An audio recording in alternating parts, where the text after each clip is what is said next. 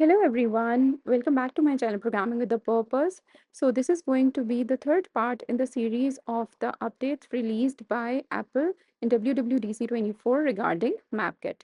So here I am going to show you how you can show the route between 2 points using a polyline. That is basically a code that helps you to draw a line between 2 points, latitude and longitude, and also how to show the route inside a 3D view, how you can render a 3D view on a map. Also, I'm going to show you another very interesting feature in which you are going to basically click a point and look around its view using a 360-degree view provided by Apple Maps. So you are going to see that what the area looks like, what are the nearby attractions. So here I'm going to show you a view of the park. And next, I'm going to show you a view of another park. And you can see here that the date is mentioned on which this view is generated. So let's see how to do both of these things inside code. So first of all, I'm showing you the previous code so that you will know that how this code is going to work. I'm changing the city from Lahore to Toronto. I hope you have implemented the code from part 2. If not, go back, check out that video and implement that code so that you can basically start off from here. If you're not interested in following that code, you can use your own map code and basically add this functionality here. So let's see how we can change the map style to a 3D view. So first of all, this is a standard map style. I'm going to add some elevation here, which is going to basically make it a 3D map. So the first option is elevation realistic with the type of dot standard. So this is going to give you this kind of a view. So you are going to basically use option plus command to zoom into a certain place, and to basically change the 3D view, you have to use shift plus option buttons inside the simulator. So this is how the 3D view is going to look like. You can zoom in, zoom out, and as well as move around the 3D view using shift plus option keys from your keyboard. So these are the T places that I have searched using the previous code. So here I am going to show you another form of a map style which is dot imagery. This is going to show you a real view where you can see here basically the roads, the buildings and the trees, the green area, everything. So it is quite realistic. And I'm shifting here to 3D view, and you can see here that the buildings are clearly visible. These kind of views you can provide to the users to give them a more realistic view of the surroundings. Next, I'm going to show you the hybrid view. This is basically a combination of a standard view as well as the imagery view. So it is going to show you a realistic 3D view with all the buildings and green belts and trees and parks. But it is also going to mark all of the places here on the map. So you will be able to see all the annotations, markers, and the name of the places. So it is easier for you to navigate and to understand that which place lies where.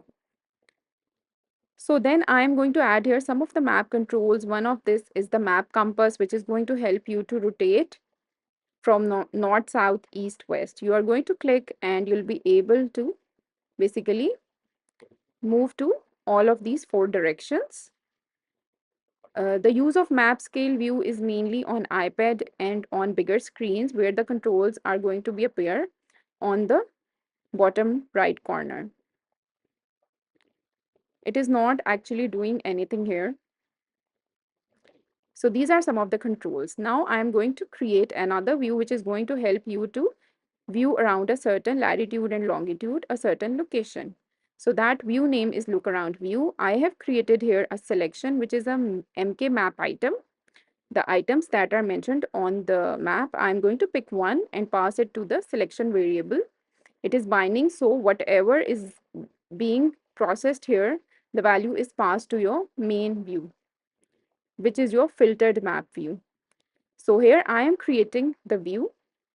So first I have created a look around preview, which is a built-in and default function inside MapKit for SwiftUI updates. So we have set the initial scene to look around scene. There is nothing in the look around scene for now. We are going to write a function that is going to load this scene. And next, we are creating an overlay in which we are basically mentioning the name of that MK map item. And then we are adding some of the UI elements to make it more presentable on the screen. So you have seen here that we have passed here font as caption, foreground style as white, and created some of the padding. Then a background is created so that it will become visible on the look around view. And on the change of selection, we are going to launch a function which is going to basically fetch the look around scene inside our variable. So let's write that function. So we are going to write that function which is going to fetch a look around scene around a location. So let's create an async task, create a request, just like MK look around scene request with a certain coordinates. Those coordinates will be fetched from the MK map item.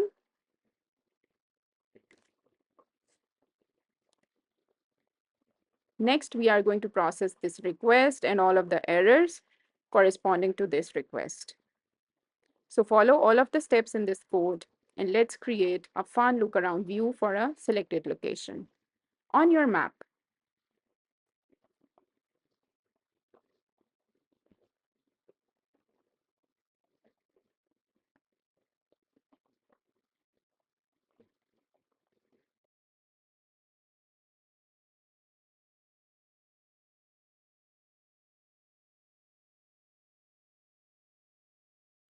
So I'm calling the function that I've just written inside the onChange method for our view. Next, I am going to show here the look around view. I'm going to load here the view in an overlay. So let's update the filtered map code. Create some alignment because we are going to show the view on the top of the screen until it's clicked and made to be a full screen view. Next, we are going to get the selected item and pass it inside the selection variable. And then we are going to pass that variable inside the look around view that we have just created. Let's give it a frame height and a clip shape.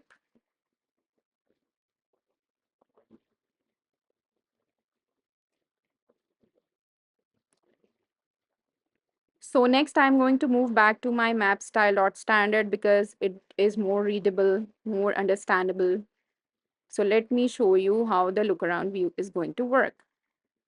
So I've searched here for the T places and I'm going to click one, and next I'm going to click on the map, single click on the map to open it and maximize it. On the cross, you can basically stop this preview and move back to your original view. Whenever you click on any of the marker inside the map, it is going to basically take you there. So this is the whole 360-degree view around a certain location. You can see the name and other details on the bottom of the screen. So next I'm going to show you another view. All of these views will be the T places that we have searched because the selected item is only picked from the clicked T places in our case. You can basically search for parks, coffee places, mountains, any such places, and perform the look around preview for that. So this is how this feature is going to work. Next, I'm going to show you how you can draw a route on a map. So MapPolyLine is going to be the function that is going to help us in coordinates. You can simply pass all of the coordinates, or you can basically pass a route here. So first, I'm going to show you some static latitude and longitude values for source and destination. That is going to show you how the walking route between two parks looks like. So I have used the coordinates for Queen's Park and the other park, which is, I guess, the Christie Park. So the line was previously not visible. This is due to the reason that I did not add the stroke here. So the stroke adding is a mandatory step. So once I've added it, you are going to see that the path between 2 points is shown in the form of a straight line, which is obviously not a feasible path because we need to drive from one point to another. So for that, I'm going to write another function, find route, and this is going to use the function mk directions and it is going to fetch the route for all of the areas that are basically from one point to another on the road. And all of that, those points will be then passed to my function MapPolyLine, and it is then going to draw the route. I have also done exactly the same thing inside UIKit, and you can basically see the previous videos in this playlist, and you can check out that if you're using UIKit. But it's preferable to use SwiftUI because it is quite easy to create a route inside SwiftUI. So this function is pretty much just like the function that we used in UIKit to calculate the route between a source and destination. Follow all of these steps and let's see how the route looks like for our transport type automobile. So it is going to basically draw the route on a road between these 2 points. We are handling here the error. So let's fetch the route and put it inside our variable route.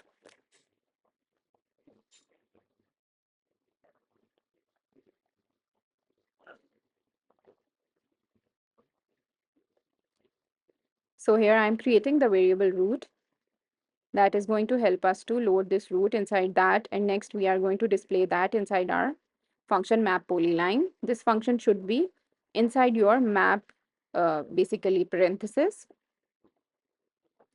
So let's fix some of the errors, and next I'm going to show you how the route is going to look like. And you can then navigate it using your keys that I've mentioned in the start of this video in a 3D view as well. That is going to show you all of the buildings that you are going to encounter inside the map when you are moving between these 2 points. The navigation is manual with the keys and the mouse. You can also do this automatically, but I have not covered that inside this video. So there is a small error in the preview. So let's play it inside the simulator. For some reason, the preview has crashed. If you want to reset the preview, you can also close the export project and reload again. Hopefully the preview is then going to start working. But let's play it inside the simulator and see how it works inside the simulator.